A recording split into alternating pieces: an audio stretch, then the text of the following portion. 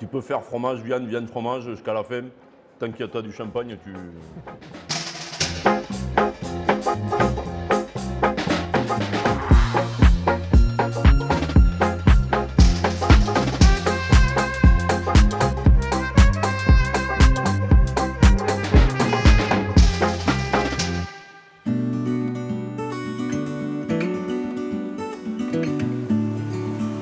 Merci de nous accueillir.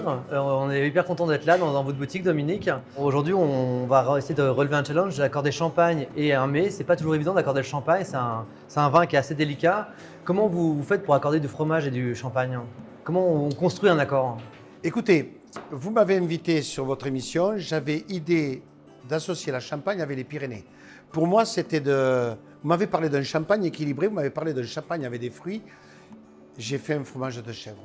J'ai fait un fromage de chèvre, je me suis imaginé que cette chèvre, elle allait manger les fruits qu'il y a dans cette bouteille. Et si même vous avez quelques bulles, j'ai fait en sorte de ne pas saler le fromage, pour qu'on apprécie ce fromage sur du pain chaud. Et ce que je voulais, c'est que on passe un bon moment. Juste toi, lui et moi.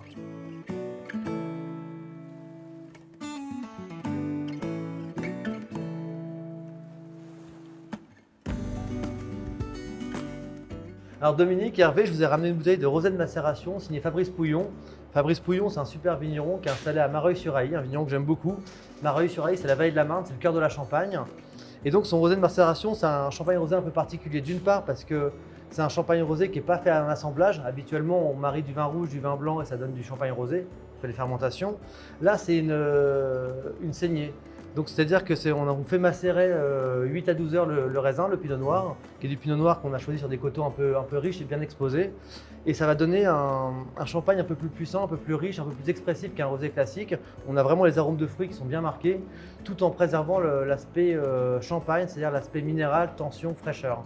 Donc c'est un champagne assez équilibré sur le fruit, la fraîcheur et la minéralité qu'il va falloir accorder, l'un et l'autre accorder avec vos spécialités. Donc on va le goûter et puis on va voir ce que ça peut donner.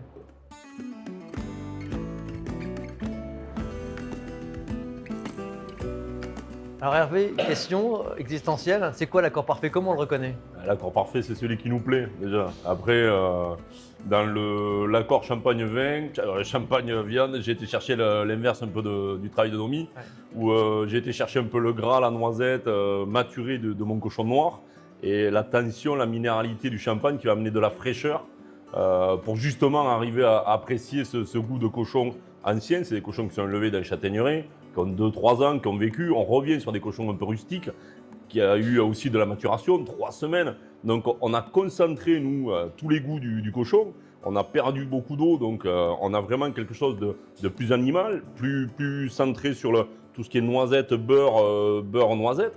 Et là, la tension du champagne avec ce fruit et ce gras amené par le cochon, cette vivacité du champagne, pour moi, c'est vraiment un très très bon accord. Donc là, on joue le contraste en fait, vraiment le contraste. Exactement, bien sûr, venir. Et puis Je pense que c'est pareil dans le fromage. Si on a un vin très gras, très amené sur des fromages, on arrive à le palais plus, à un moment donné, on s'éteint.